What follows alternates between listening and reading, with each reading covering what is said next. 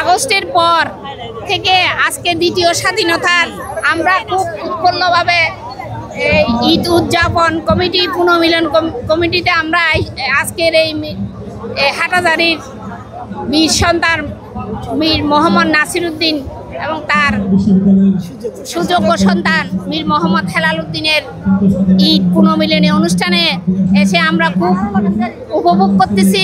এরকম অনুষ্ঠানে আমরা উপভোগ করতে পারি নাই এতদিন। আজকে 17 বছর আমরা নির্যাতিত ছিলাম, আমরা প্রকাশ্যে কথা বলতে পারি নাই। স্বতঃস্ফূর্তভাবে আমরা এখানে আনন্দ করতে আসছি। আসলেই আমাদের খুব ভালো লাগতেছে।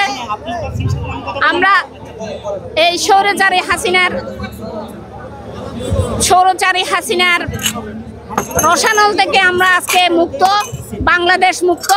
আমরা সবাই এখানে আনন্দ উপভোগ করতে আসছি। আমরা চাইতেছি বর্তমান সরকারের কাছে যে আমাদের সুষ্ঠু একটা নির্বাচন দিয়ে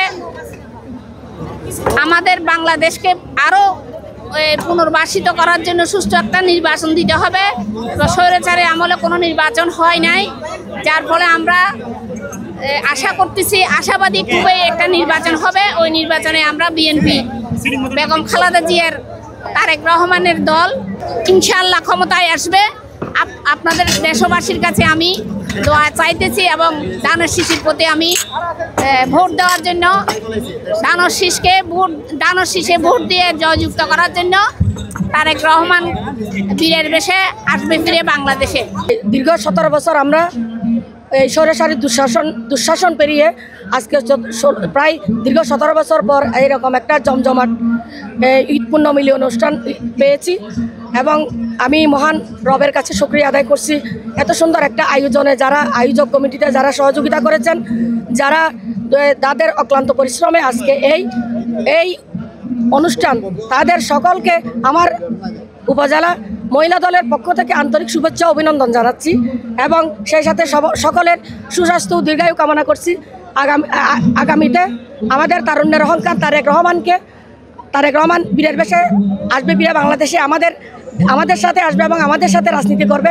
আমরা তারেক রহমানকে নিয়ে রাজনীতি করব এবং আমরা তারেক রহমানের মীর হেলালের নির্দেশনায়, ব্যারিস্টার মীর মোহাম্মদ হেলাল উদ্দিনের নির্দেশনায় তারেক রহমানের স্বপ্নকে বাস্তবায়ন করার জন্য আমরা উপজেলা মহিলা দল একযোগে একসাথে প্রতিটা ইউনিয়নে কাজ করব, এই আশাবাদ ব্যক্ত করছি।